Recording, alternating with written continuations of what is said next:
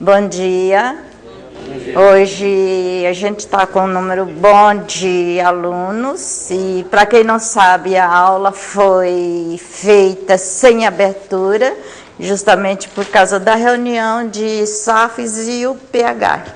Então, acho que só essas duas classes vão ter plenária, então ele liberou a abertura para todas as salas, cada uma na sua sala. Nós não vamos ter abertura, vamos começar direto com a aula.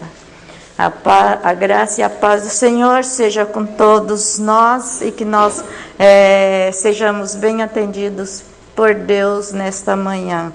Hoje nós resolvemos desenvolver um ensinamento que prioriza a prática das Escrituras Sagradas na nossa vida, né? Já que nós vamos mudar a dieta até domingo retrasado, ou na nona aula, na aula de número 9, nós nos alimentamos só de leite. Hoje nós vamos passar a comida sólida e vocês vão falar, e a lição de número 10? A lição de número 10 ficou uma incógnita dentro da revista e que depois nós vamos descobrir por que a número 10 serviu como uma incógnita dentro dessas duas alimentações. Então nós vamos hoje desenvolver esse ensinamento que prioriza a prática das Escrituras Sagradas em nossa vida, e nós vamos, diante desta aula, nós vamos conhecer a vontade de Deus. Então a gente já vai colocar aqui, me dá aí, Cida, nós vamos conhecer a vontade de Deus. Lição de número 11, conhecimento e crescimento, não é isso? Crescendo no conhecimento, isso. Então nós vamos conhecer, isso, põe aqui porque eu vou usar hoje. Nós vamos conhecer a vontade de Deus, por isso que nós vamos começar já colocando um dos subtítulos. Essa coisa aqui que eu costumo cair. Nós hoje vamos conhecer o quê?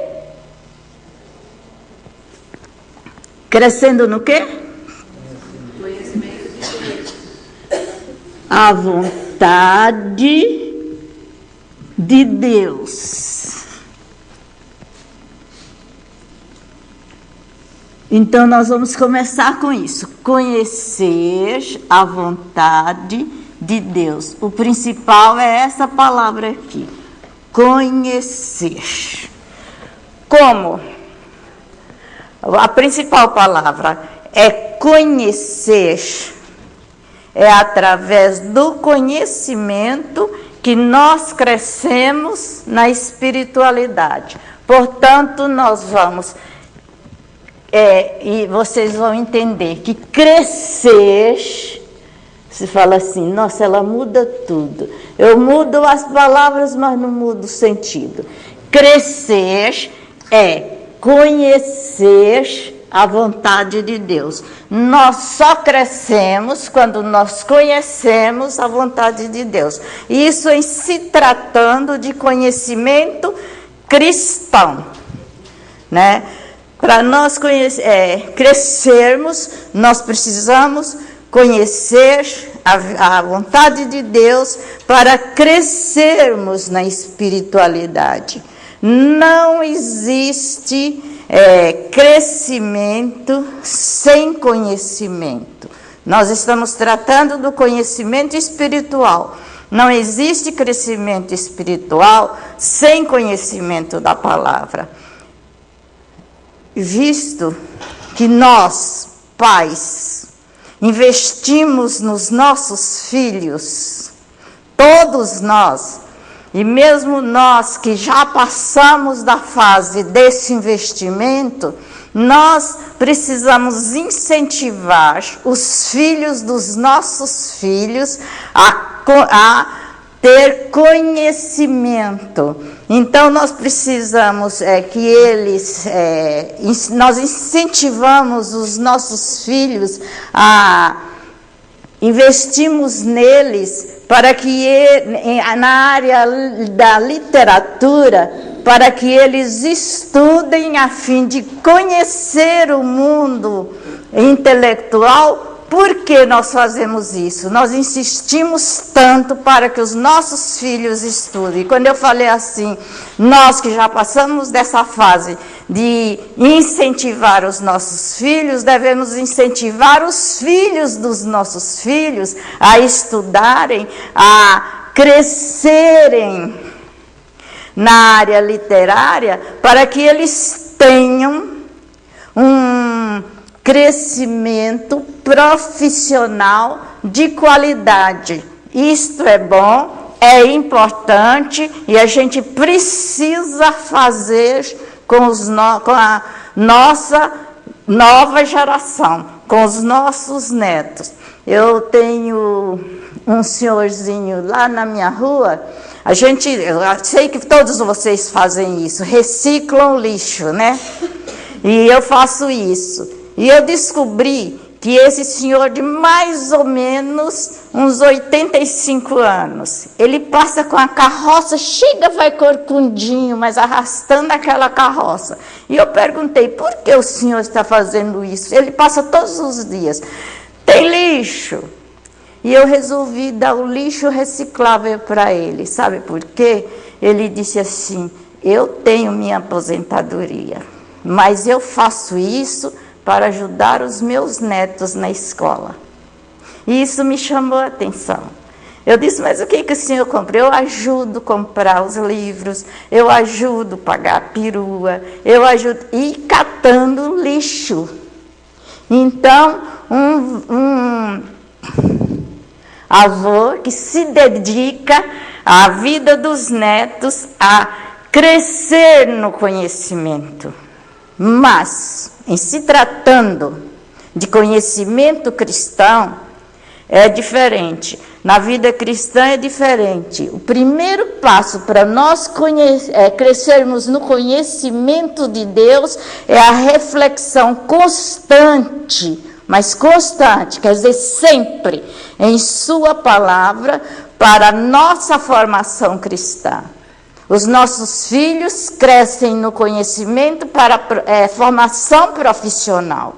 Nós todos, inclusive eles, crescemos no conhecimento de Deus para a formação cristã. Os conhecimentos são os mesmos, só o resultado do conhecimento é que faz a diferença. Um cresce para ter uma profissão de qualidade, nós crescemos para ter uma vida cristã de qualidade. Mas ambos estamos crescendo. E até aqui, onde nós paramos, eu falei apenas da primeira etapa da nossa lição de hoje. Qual é a nossa lição de hoje? É o quê? Mudando a dieta. A primeira etapa para mudar a dieta é crescer no quê? No conhecimento. Então, essa é a primeira etapa para mudar a dieta. A segunda etapa da lição de hoje, nós vamos dar algumas sugestões, se nós chegarmos lá, mas eu acredito que vamos chegar.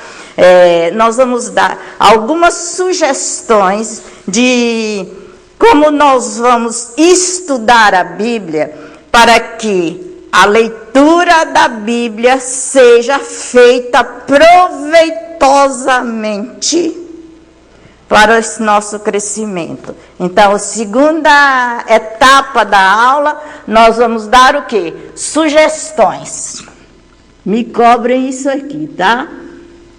Sugestões. Então, primeiro, nós vamos ver crescer no conhecimento, e a segunda etapa são sugestões de como estudar a Bíblia para podermos crescer neste conhecimento. Antes nós vamos orar, e eu gostaria de estar pedindo, deixe-me ver, Georgina, ore para nós, faz favor. Nosso Pai, nós te agradecemos por mais uma vez sermos agraciados por tua bênção de estarmos por causa de oração. Pedimos, Senhor Pai, que tu estejas nesses momentos com o nosso professor, trazendo-nos a tua palavra, Senhor, para que possamos pôr em prática em nossas vidas. Ser com todos aqui presentes, aqueles que não puderam comparecer também, e que tu estejas com o coração de cada um, Senhor, com a tua mão poderosa, com o teu poder, abençoando a cada um. Amém, Jesus. Fica conosco neste momento, em nome de Jesus. Amém. Amém. Por favor, 2 Timóteo 3,17, a primeira leitura, quem tem, faz favor. 1 Timóteo 3, capítulo 3, versículo 17. Mas os homens perversos e impostores entrarão de mal a pior, enganando e sendo enganados.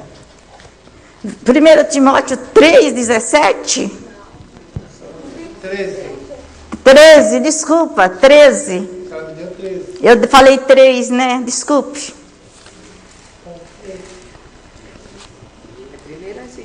2 Timóteo 13, 17. 3,17. Eu falei 3, né? Tá certo. Acho que quem leu que deve ter lido os... É 3, tá? Eu falei 13. É 3, faz favor. Tem, 2 Timóteo. Tem, eu li. Tem, eu li. A fim de que o homem de Deus seja perfeito. Eu li, eu leio todas as referências. Às vezes às vezes erra o número, porque a gente faz tão rápido que pode. 3,17, 2 Timóteo. Leia. A fim de que o homem de Deus seja perfeito e perfeitamente habilitado para toda boa obra. Isso, a fim de que o homem de Deus seja perfeito. Nós falamos a primeira etapa é crescer no conhecimento. Crescer no conhecimento para quê? Ou para quê? Para que sejamos perfeitos e habilitados, perfeitamente habilitados, não na vida profissional, mas habilitados na vida cristã, né? Foi isso que a gente começou. Esse versículo que o irmão acabou de ler traz a ideia de maturidade. Maturidade, deixa eu explicar para os irmãos que nós já estamos quase terminando a revista e nós não tivemos oportunidade de falar isso. As nossas revistas, uma lição é continuidade da outra. Então, domingo passado, nós tivemos a lição de número 10, que foi dada com muita clareza pelo presbítero Hinaldo, que falou sobre maturidade. E ele citou esse versículo, né? A fim de que sejamos perfeitos, crentes maduros. Ele repetiu isso, crentes maduros. A palavra de Deus nos estimula sempre ao desenvolvimento com vista à maturidade cristã. E essa maturidade, também o presbítero fez menção, que essa maturidade não cessa. A nossa maturidade normal, ela acompanha a nossa idade. À medida que nós vamos crescendo, à medida que nós vamos chegando à idade. 1 ano, 2 anos, 3 anos, cada ano nós vamos crescendo. Chega uma certa idade, para. Diminui o crescimento e nós chegamos à maturidade perfeita. Diminui, né? Foi bem, viu? Porque minha sogra era alta, com 86 anos, ela tá menor que eu. É? Sério? Mas eu não diminuí, não. Estou com o mesmo tamanho. Você ainda não tá com 86 anos? Não, mas eu não quero diminuir, não. Para onde que eu vou agora? Então, diminui por isso, porque os nossos ossos, eles ficam frágeis e eles ficam perfurados. Então, eles não aguentam a carga, a carne, então diminui, porque eles diminuem os ossos, diminui o tamanho, né? Mas nem todo mundo, se nós fizermos um tratamento na idade correta, isso não está na lição, só estou explicando. Se nós fizermos um tratamento na idade correta e nós não tivermos doenças ósseas, essas perfurações, não é isso, Roseli, o pessoal que trabalha em hospital, essas perfurações de ossos virão mais cedo e nós diminuiremos mais cedo, né? Eu, por exemplo, até agora eu não tenho artrose, não tenho osteoporose, mas já tem uns 10 anos que eu tomo remédio para os ossos. Então, a gente tem que começar na idade correta a cuidar dos nossos ossos. Não só mulheres, mas os homens também, né? Precisam cuidar dos ossos para ter os ossos perfeitos no tamanho que eles realmente chegaram e estagnaram ali. Eles não vão crescer, mas também a gente gostaria que não diminuísse, né? Então vamos lá, saindo de nós.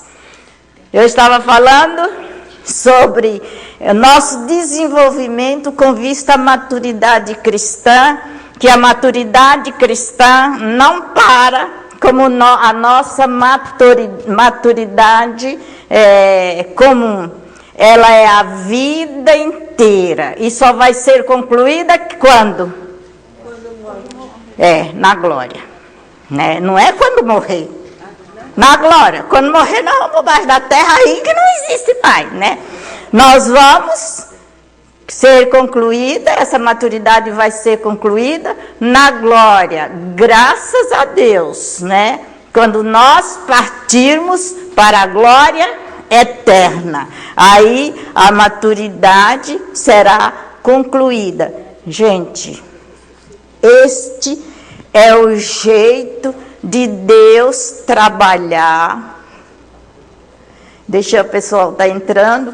Essa é a maneira melhor de Deus trabalhar no nosso caráter, a fim de nós parecermos com Cristo. Olha que maravilha! É conservar a nossa maturidade cristã. Nós vamos crescendo no conhecimento, até chegarmos lá. Lá nós não precisamos mais de estudar, porque nós já estamos perfeitos, crentes maduros com Cristo, né? Aí depois vem a volta de Cristo e aí já é uma outra vida. Então a nossa maturidade cresce, conclui-se na eternidade. Maturidade cristã tem a ver com o que cremos e não com o que somos e nem com o que fazemos dentro da igreja. O presbítero também focalizou isso. Nós não somos maduros porque somos professores, porque somos presidentes de sociedade, porque somos pastores, né, ou pastoras. Não somos maduros por isso. Nós somos maduros por aquilo que nós cremos. Que tem muito crente que se diz maduro na fé, mas que deixa ser seduzido por qualquer tipo de doutrinas.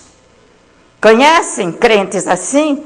Que são maduros na fé, Mas qualquer vento de doutrina leva essas pessoas para outras igrejas. São aqueles crentes que mudam de igreja com facilidade. Então não são maduros. Mas eles se acham maduros na fé. Mas não são. Né?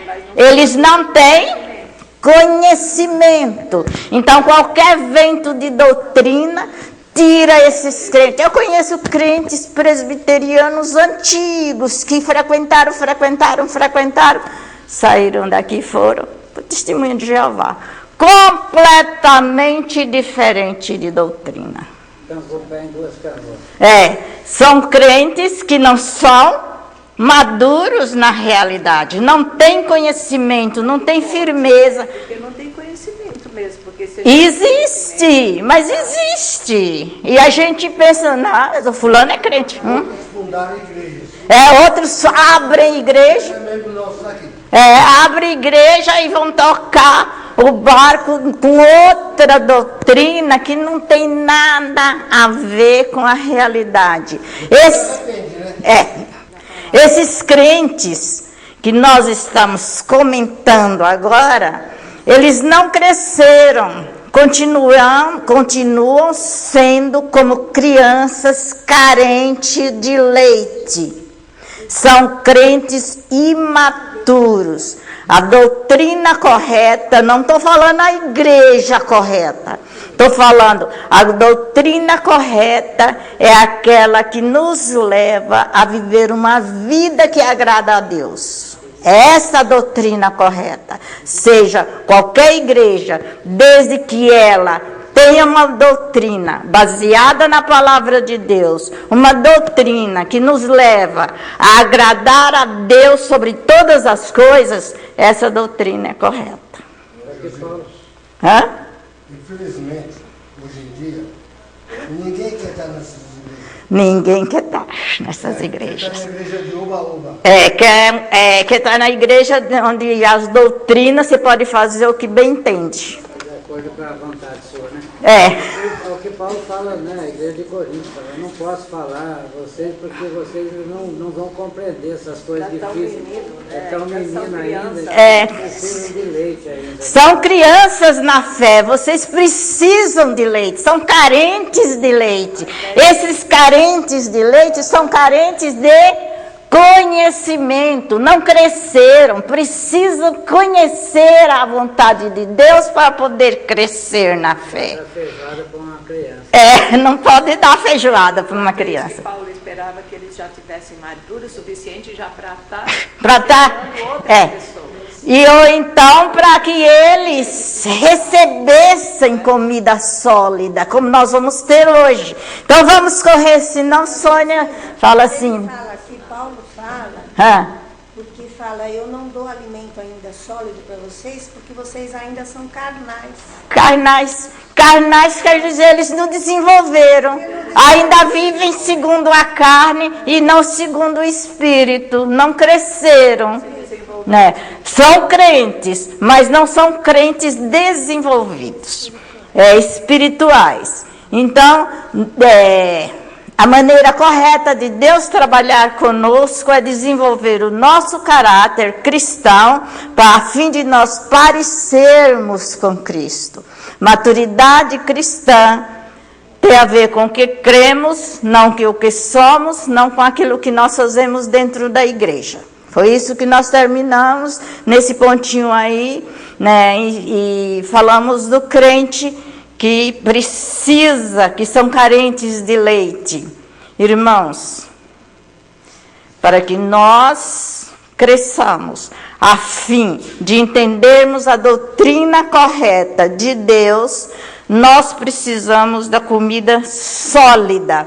Então, eu convido a todos vocês, vamos viver equilibradamente, tanto na crença como na prática.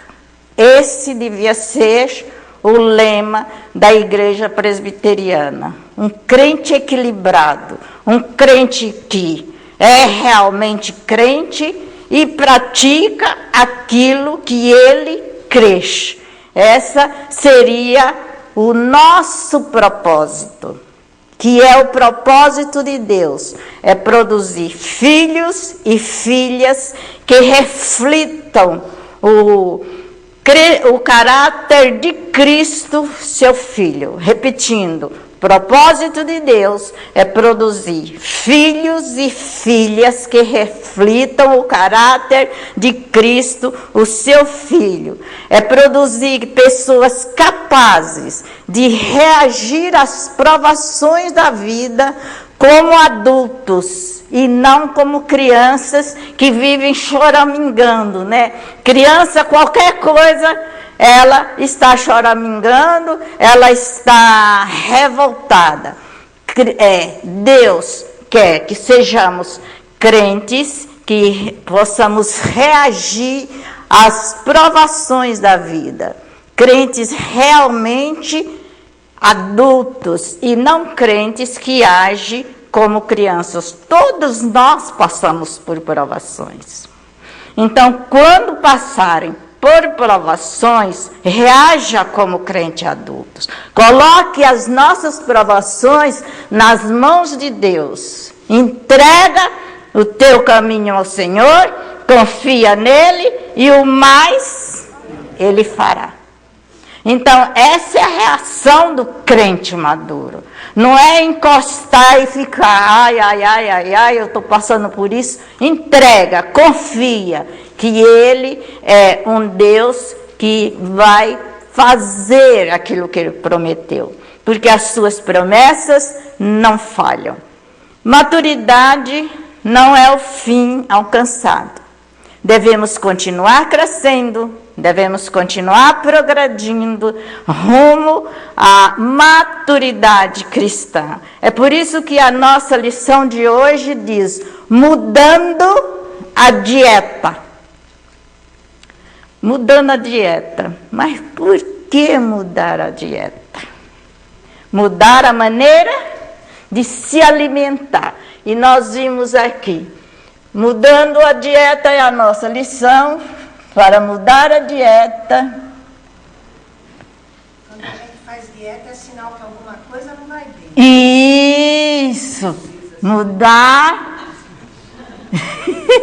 Precisa mudar, né? Então, se nós não estamos crescendo, se nós não conhecemos a vontade de Deus, nós precisamos de mudar a nossa dieta. É isso que a lição quer nos ensinar. Se nós já refletimos, isso não está certo, então mude. Mude a dieta. Experimenta viver de maneira diferente. À medida que aumenta nosso conhecimento na vontade revelada de Deus, nós crescemos, nós conseguimos demonstrar mais discernimento na vida. À medida que nós mudamos a dieta, nós crescemos, nós temos mais discernimento de reagir tudo que vem contra nós. Desculpa, eu fico interrompendo, mas... Não, mas eu gosto. Tem uma coisa aqui na lição de hoje que é muito importante. E como a senhora falou, as nossas lições elas estão uma ligada com a outra.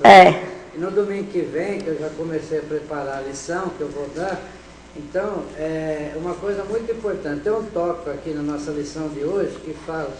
E assim, aqui no Ligando as Pontas. Que eu vou falar disso agora. Que tem aqui uma parte, crescimento espiritual não é uma questão de ganhar ainda mais o amor de Deus. Isso é muito importante, o cristão tem que saber disso. Porque quando a gente acha que está crescendo, a gente pensa que está crescendo, você está mais envolvido na igreja e fazendo as coisas para Deus, você acha que você está bem, porque você está fazendo mais, então você vai ganhar o amor de Deus. E não é isso. Deus já nos ama. Isso, é o que a lição fala. Deus nos amou quando nos escolheu, quando nós éramos pecadores, nós somos ainda pecadores. Então as pessoas pensam que, eu estou bem, eu estou em paz com Deus, eu estou trabalhando, eu estou fazendo isso, mas a lição do domingo que vem, Jesus fala que quanto quanto mais nós queremos nos aproximar dele, mais nós nos afastamos de nós mesmos. Porque nós estamos crescendo para nós. Isso. É, então nós tem que afastar do meu eu. E o importante é que Deus cresça. Deus cresça. Deus cresça na minha vida, e não eu achando que eu tenho méritos. Eu faço as coisas querendo méritos que Deus vai me abençoar porque eu estou fazendo isso, isso e isso. Não é, nós não crescemos pelo aquilo que nós fazemos. Foi o que eu disse logo atrás aqui, né? Um momento atrás eu disse isso. Nós crescemos porque somos cristãos e crescemos no conhecimento da palavra. Agora, esse crescer no conhecimento não significa que nós estamos barganhando com Deus. Não significa que o que eu estou fazendo é para que Deus me ame mais. O amor de Deus é para com todos nós de igual modo. E nele não ama um mais do que o outro. Então, mesmo que eu faça o que eu bem entender dentro da igreja, que eu tenho 3, 4, 5 cargos, que eu desempenho bem, o amor de Deus não muda. Ele não muda.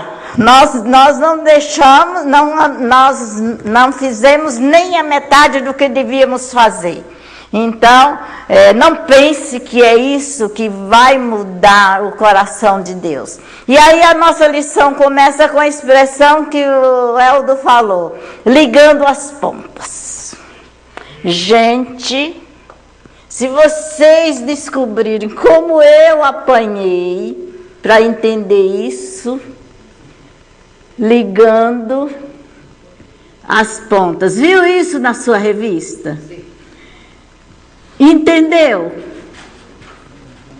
Será que entendeu igual eu entendi? Se eu falar e você tiver uma experiência diferenciada da minha, por favor, não tome muito tempo, mas coloque, porque eu apanhei muito para saber. Ligar que pontas? Quais as pontas que eu vou ligar aqui? O seu conhecimento com a vontade de Deus. Será? Então, eu entendi assim, gente. Ligar as pontas. E eu me bati, parei. Sentei, descansei a cabeça. E depois eu fui colocar de novo. Que ponta que eu vou ligar? Cheguei a uma conclusão. Que ligar as pontas que o escritor da revista quis dizer uma retomada das lições anteriores, as lições de 1 a 9, ligando com as lições subsequentes, de 11 a 13. E aí vocês falaram, e onde fica a lição de número 10? Nós vamos ver. Então, ligando as pontas, nós vamos ligar as lições anteriores, que é de 1 a 9. Primeiro nós vamos ver, vamos dar uma recordadinha nas lições de 1 a 5. Foi um assunto? Passa na sua revista que você vai ver. As lições de 6 a 9. Mudou o assunto? Mudou. Nas lições de 1 a 5, nós estudamos, quando nós estudamos lá atrás, no começo da revista, que já faz muito tempo, né, que nós paramos tanto aí no meio com outras aulas, que nós até já esquecemos. Nas lições de 1 a 5, nós estudamos que o homem cristão, a pessoa que é crente, nessas lições aí, nós vemos que nós estudamos que o povo de Deus, que é o cristão, é responsável por desenvolver a sua santidade. A santidade, quem desenvolve somos nós mesmos. Essa é uma responsabilidade nossa, homens de Deus. A semente é plantada no coração do homem no momento da sua conversão. De todos nós, ninguém nasce crente e nem filho de crente é crentinho. A semente, na hora certa, é plantada pelo Espírito de Deus no coração do homem. E quando a semente é plantada, o que é que ela faz? O que é que ela faz? Germina, ela brota, né? Essa semente aqui, ela germina e ela forma o quê? Ela cresce e ela se transforma em árvore. E essa árvore dá fruto. Essa é a semente plantada no coração do homem. À medida que essa semente cresce e dá fruto, as outras pessoas veem em nós um modelo a ser seguido. Pelos seus frutos vos conhecereis. Essa foi as 5 primeiras aulas. Santidade. Vocês veem lá na revista que todas essas aulas falavam sobre santidade. As lições de 6 a 9 nos chamou a atenção que para ter uma santidade, a fim de sermos modelos para as outras pessoas, testemunhas de Cristo no mundo, nós precisamos do quê? Dentro da igreja? Avivamento. Vocês olham nas lições de 6 a 9, todas elas falam de avivamento. Mas avivamento não é gritaria dentro da igreja. Avivamento não é levantar os braços na igreja. Não é levantar as mãos dentro da igreja. Avivamento que as nossas lições nos ensinaram, essas 3 lições aqui, é aquele cristão que sente-se necessidade de participar das programações que a sua igreja oferece. Não foi isso que a gente ensinou? Participar das orações, ter comunhão uns com os outros, mas comunhão com amor. Não é só tapinha nas costas, não. Não é só beijinho no ombro, não. É comunhão com amor um para os outros. Isso é avivamento. Avivamento é ter alegria de estudar a palavra de Deus. É vir aqui para estudar a palavra de Deus. É crescer no conhecimento. E, para terminar, avivamento é orar. A igreja que ora é a igreja avivada. Então, avivamento tem a ver com santidade. A igreja que muito ora é uma igreja avivada, é uma igreja realmente cristã, é uma igreja voltada para Deus, é uma igreja que é modelo para o homem. Então, essas lições aqui, domingo passado, foi a lição de número 10. A lição de número 10, ela faz ligação entre a lição de número de 1 a 5 e também de 6 a 9, ligando as pontas. Essas 2 pontas fazem ligação de 11 a 13. E o número 10, nós consideramos um traço de união entre as 2 pontas. Essa foi a conclusão que eu tirei da expressão ligando as pontas. Que hoje, por que ligar as pontas? Porque até aqui nós tivemos um assunto. Daqui para aqui, nós vamos ter uma dieta diferenciada. O assunto vai ser completamente diferenciado desse daqui. Até aqui, nós fizemos. Nós desenvolvemos a nossa santidade. Nós fizemos com que a igreja onde nós participamos fosse uma igreja avivada, não uma igreja bagunceira, não uma igreja que pensa no louvorzão como tem outras por aí, mas uma igreja avivada na vida espiritual. E a lição de número 10 une essas duas coisas. Tem outra opinião sobre isso? Ligando as pontas?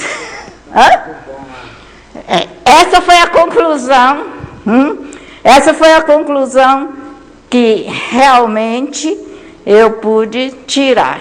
É ligar as pontas das lições anteriores com as lições subsequentes, mudando de assunto. Hoje fala-se muito em alimentação saudável, alimentação equilibrada, alimentação acompanhada de exercícios físicos, visando a saúde e o bom desenvolvimento do ser humano. A gente vai no médico, a primeira coisa que ele fala, você precisa andar, né? E nós somos no médico, mas eu não sei andar, doutor. Sabe? Aí anda mulher e marido, anda junto, mas precisa andar, não pode ficar sentado, realmente. Principalmente com frio. Gente, vocês precisam. Aí ele fala, sabe como é que anda? Bota um pé atrás do outro, bota um pé atrás do outro, até você acostumar. E eu não ando, eu não gosto de andar, mas eu faço outro tipo de exercício. Mas precisa fazer exercício. O maior número de pessoas doentes nos hospitais. Ontem, sexta-feira, cheguei no hospital e eu fiquei apavorada. Gente, se eu contar para vocês que tinha maca até dentro do consultório médico, de tanta gente doente que tinha naquele hospital. Os corredores estavam lotados, porque todos os hospitais estão assim. Porque as enfermarias não estavam cabendo. E gente chegando. Nós ficamos lá 2 horas, né? 2 horas. Essas 2 horas que nós ficamos lá, vários carros do SAMU entrando em maca, passando, e enfermeira e pessoas particulares ajudando a cuidar de doentes, porque não estavam aguentando. Sabe por quê? Mudança do tempo. É nesse tempo que a gente precisa movimentar, precisa fazer o exercício, precisa ir para a piscina, não é, Sônia? Precisa nadar, precisa, não fique, porque as artérias se contraem, o sangue coagula e ele não dá passagem aí onde vem os derrames e aí onde vem as doenças cardiovasculares. Não sou médica, estou mudando o assunto. Vamos voltar para o assunto.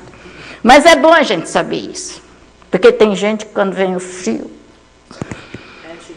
se encolhe toda. E aí, quando você levanta, haja remédio. Haja remédio para parar a dor na perna, a dor nas costas, porque ficou sentada, né? Você começando andando, esquenta. Tá bom?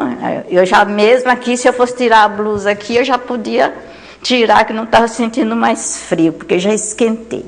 Então, vamos lá. O desenvolvimento que os médicos e os exercícios físicos visam a nossa boa saúde. Mas nós queremos que vocês saibam, ou que nós saibamos, que tão importante quanto é o desenvolvimento físico, é o desenvolvimento espiritual. Quem nasce de novo, por meio do Espírito Santo, deve crescer na graça e no conhecimento de Deus. Leia 2 Pedro, que eu já dei aí, 3, versículo 18. Quem tem a referência, por favor? Antes, crescei na graça e no conhecimento de nosso Senhor e Salvador Jesus Cristo. A Ele seja a glória, tanto agora como no dia eterno. Crescei na graça e no conhecimento de nosso Senhor. Assim como o físico, o crescimento espiritual depende de uma boa alimentação acompanhada de exercício espiritual. A dieta bíblica para nosso crescimento é composta de alguns alimentos básicos. Vamos abrir, eu vou terminar, gente, pode ficar tranquila. Já deu o primeiro sinal? Mas eu acho que está errado, porque nós não tivemos abertura, acho que eles estão seguindo lá. Sei lá. Isso. Então vamos correr aí. Então abra seu livro em Hebreus 5. Hebreus 5, né? Hebreus...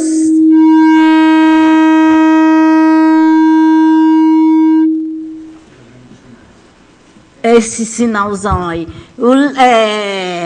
O capítulo 5 do livro de Hebreus, nós dividimos em duas partes. 1 a 10 e 11 a 14.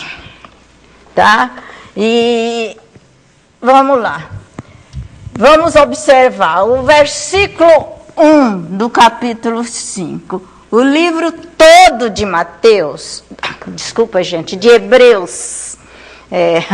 O livro todo de Hebreus fala sobre o Cristo, o nosso sumo sacerdote. Essa é o teor do livro todo. Jesus Cristo como nosso sumo sacerdote. Essa ênfase se dá porque Cristo é o sacerdote melhor. Cristo é uma aliança melhor. Cristo é um santuário melhor. Oferece seu sacrifício melhor e, consequentemente, Cristo tem melhores promessas para nós. Por isso ele é o nosso sumo sacerdote. Jesus Cristo é um sumo sacerdote excelente, perfeito, eterno. Vamos correndo aí, vamos ver um pouquinho sobre os sacerdotes da antiga aliança ou sacerdotes do Velho Testamento. Qual é a função do sacerdote? A função deles no Velho Testamento. Expiar os pecados. Isso.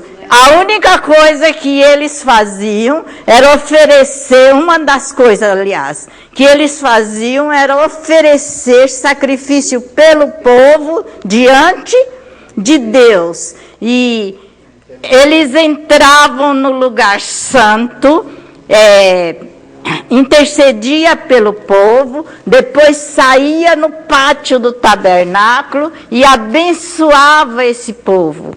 Entrava para interceder e saía para abençoá-lo. Vamos correr aí, vamos ver os versículos de 1 a 10. Diz o primeiro versículo que todo sacerdote deve ser, pode acompanhar aí, versículo 1.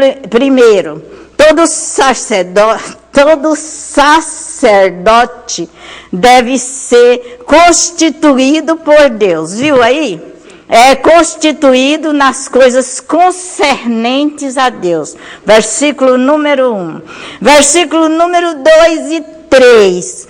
Todos os sacerdotes devem condoer-se dos ignorantes. Ignorantes são as pessoas que erram.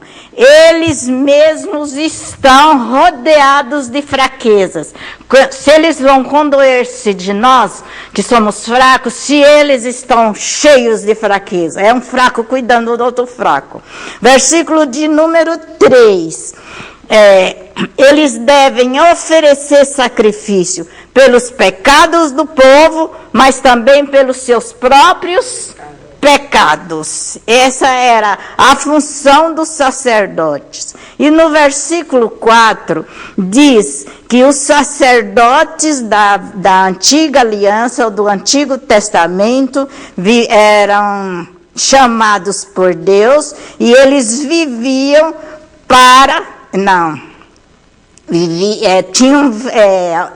versículo 4, ninguém, pois, toma esta honra para si mesmo, senão quando Deus o chama, como aconteceu com o sacerdote Arão. Também Cristo tinha o mesmo significado. Ele, versículo 5, foi tomado como nosso sumo sacerdote, mas o glorificou aquele que lhe disse, tu és o meu filho amado, a quem me compraz. Os outros não têm essa expressão, mas para Cristo tem. Ele é o nosso sumo sacerdote, mas ele glorificou a Deus. E nós vamos ver, eu gostaria, depois que vocês tivessem tempo, como nós estamos mudando a dieta, vocês leiam em casa, Levítico capítulo 16, falam sobre os sacerdotes. Eles dividiam em dois, sacerdote e sumo sacerdote. Prometo vocês que eu não vou explicar, mas eu fiz um resuminho do sumo sacerdote. O sumo sacerdote era responsável, como Valquíria falou aqui, pela expiação. E eu fiz um resuminho e eu achei coisas que eu não sabia, mas eu encontrei. Diz assim, eles entravam uma vez por ano no lugar santo dos santos, que era o lugar além do véu. Eles entravam e era anualmente. E o sacerdote fazia a expiação por si mesmo e pelo povo. Neste dia, somente neste dia, o sumo sacerdote entrava no lugar santo dos santos. E era apenas ele que entrava neste lugar para oferecer sacrifício. Antes dele entrar para oferecer o sacrifício, ele se preparava as cerimônias, e vocês vejam as cerimônias que eles preparavam para o dia da expiação. Uma vez por ano era o dia da expiação. Olha a cerimônia que eles preparavam.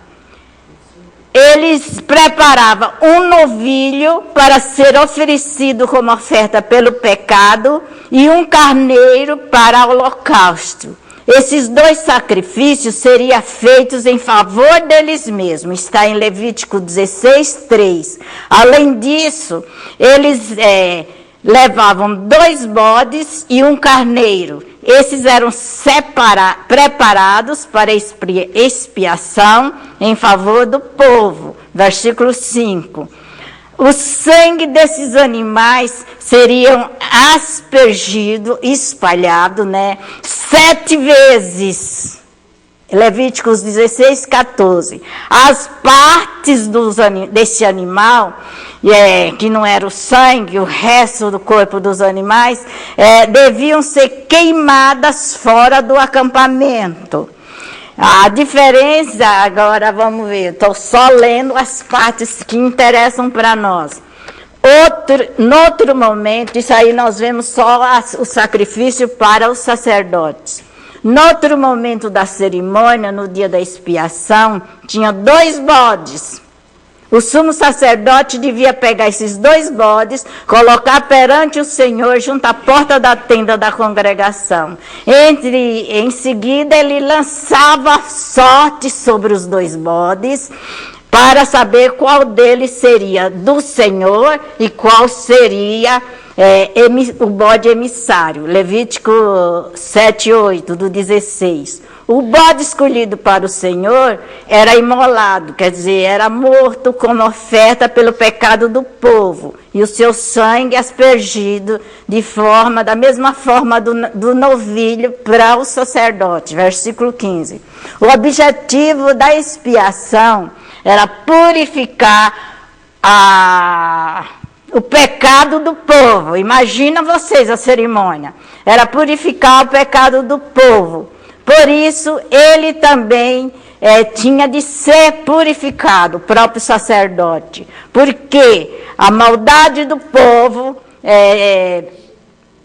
a maldade do povo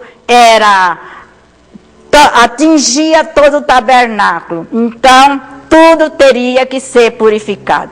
Sobre isso, o autor da carta aos Hebreus diz que se o sangue dos bodes e touros e a cinza dos novilhos contaminava e os sacrifícios eram para purificação, Cristo, pelo Espírito Eterno, a si mesmo se ofereceu, diz o livro de Hebreus, sem mácula a Deus. Ele purificará a nossa consciência de obras mortais para servirmos ao Deus vivo. Hebreus 9, 13 e 14. Portanto, o sangue usado nas cerimônias de expiação simboliza Cristo, que é derramado em nosso lugar, em nosso favor, garante o perdão dos nossos pecados. Bonito, né, a história da expiação. Vocês leem em casa a história toda. Versículo 21 diz que a imposição das mãos sobre a cabeça do bode representava a transmissão dos pecados do povo para o bode. Depois da confissão, o bode era colocado e ia embora para o deserto e levava os nossos pecados. Né? Cristo levou os nossos pecados sobre ele. Então, Hebreus faz essa comparação.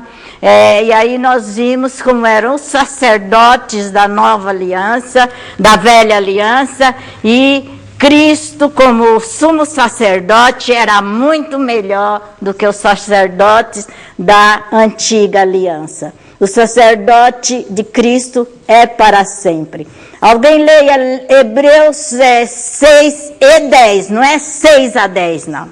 Versículo 6 e versículo 10, por favor. Como em outro lugar também diz, tu és sacerdote para sempre, segundo a ordem de Melquisedeque. 10. Tendo sido nomeado por Deus como sumo sacerdote, segundo a ordem de Melquisedeque. Mas quem era Melquisedeque? Foi um sacerdote que o Abraão deu. Vamos ver quem era. Eu também fiz um resuminho de Melquisedeque. Então eu vou ler para andar rápido, né? Quem era Melquisedeque?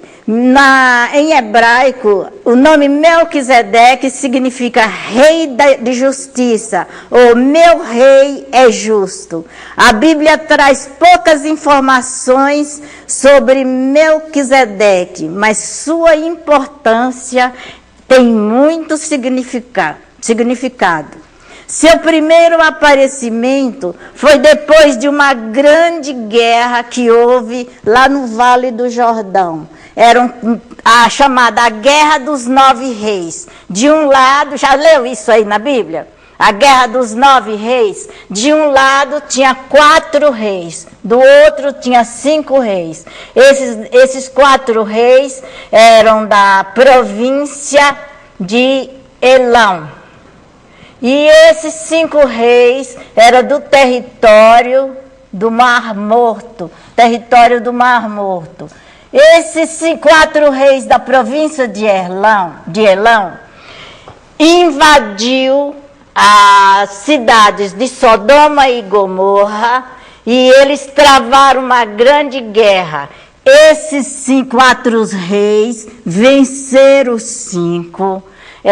Tomaram a cidade de Sodoma e Gomorra, levou esses daqui, trouxe com eles todos os proventos das 2 cidades e ainda trouxe prisioneiros muitos habitantes da cidade, inclusive Ló, seus filhos e toda a família de Ló. Quem era Ló? Sobrinho de Abraão. Quando Abraão soube desse saque dos reis, que os soldados levaram tudo, Abraão se organizou, juntou 318 homens bem treinados, perseguiu e atacou e derrotou os invasores e trouxe de volta Ló, seus parentes e todos os pertences que foram levados. Quando ele chegou em Sodoma, foi saudado pelo rei de Sodoma, que lhe ofereceu, pelo que ele fez, ofereceu para Abraão alguns dos pertences. Está lá em Hebreus 7. Vocês depois leem 7, 9 e 10 que vocês vão ver. Desculpa, está em Gênesis 14. Estou falando de Melquisedeque. Gênesis 14, 3. Ofereceu os pertences que ele trouxe. Ele não aceitou. E a Bíblia diz que ele não aceitou para não ser contado como riquezas ilícitas, igualzinho os nossos políticos, né? Ele disse, não quero que depois digam que eu fiquei rico com pertences de outros, que eram riquezas ilícitas. Aí onde aparece Melquisedeque. Vendo que Abraão era um homem de Deus, ele ofereceu para Abraão pão e vinho. E Abraão, vendo que Melquisedeque era um sacerdote de Deus, lhe deu o dízimo de todos os seus pertences. Viu que bonita a história? O escritor da Epístola aos Hebreus viu em Melquisedeque um tipo de Cristo e fez uma comparação entre as duas ordens sacerdotais. E essa comparação está no capítulo 7, no 9 e no 10. Mas eu queria que lesse apenas 7, 1 a 3, que é a última leitura. Porque este Melquisedeque, rei de Salém, sacerdote de Deus Altíssimo, que saiu ao encontro de Abrão, quando voltava da matança dos reis, e o abençoou, para o qual também Abrão separou dízimo de tudo. Primeiramente se interpreta rei de justiça, depois também é rei de Salém, ou seja, rei da paz, sem pai, sem mãe, sem genealogia, que não teve princípio de dias, nem fim de existência, entretanto, feito semelhante ao Filho de Deus, permanece sacerdote perpetuamente. Obrigado. As Escrituras não registram nada dos ancestrais de Melquisedeque. Diz aí, ele não tinha mãe, não tinha pai. É lógico que tinha, mas a Bíblia não registra. Não tinha genealogia. Nós não sabemos nada a respeito dele, do começo e nem do fim. Só sabemos que ele era sacerdote perpetuamente e para sempre. E a Bíblia diz que ele aparece como rei de Salém e também desaparece como ninguém sabe.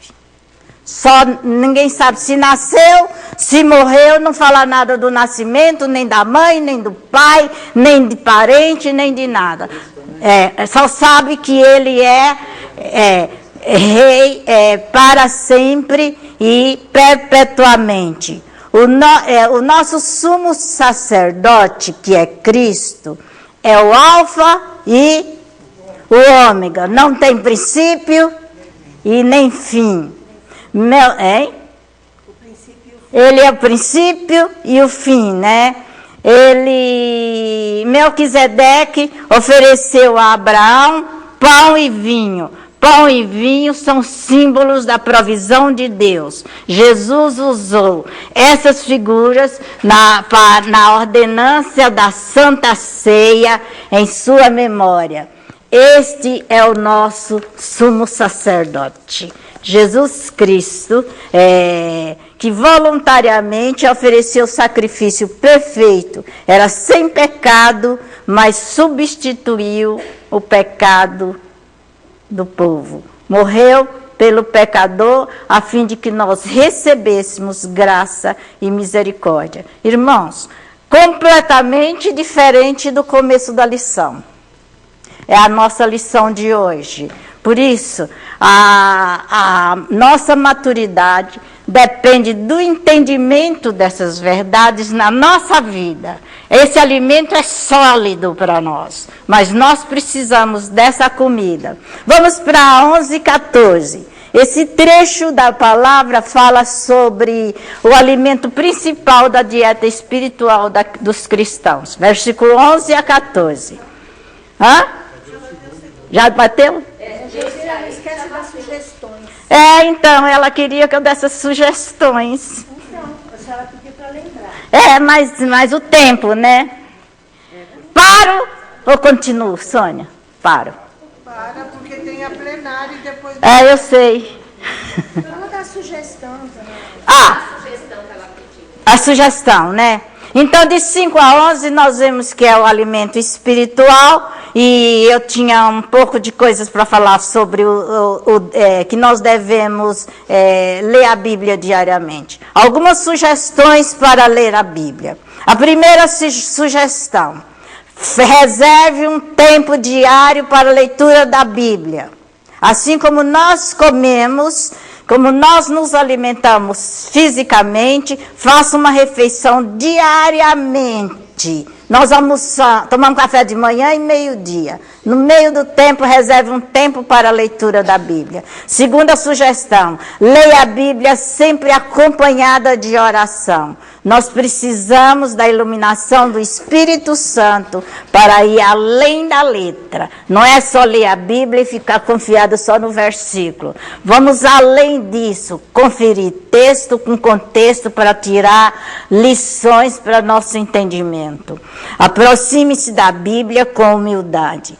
Terceira sugestão: leia para aumentar seu conhecimento de Deus. Lembre-se que Deus se autorrevela no texto sagrado, e isso nos leva a uma comunhão mais íntima com o ser de Deus. Quarta sugestão: leia a Bíblia com o objetivo de praticá-la. Não seja um mero ouvinte ou estudante da palavra, mas seja um operoso praticante. E nós encerramos a aula de hoje, enfatizando a importância da oração de Davi, no Salmo 119, versículo 119, versículo 18. Diz assim: desvenda os meus olhos para eu contemple as maravilhas da tua lei. Da tua lei. Em primeiro lugar, Davi reconhece que a Bíblia que a palavra de Deus está repleta de maravilhas. Segundo, para contemplar essas maravilhas, ele pede que Deus abra os seus olhos. E depois, em terceiro lugar, ele ora e estuda a palavra.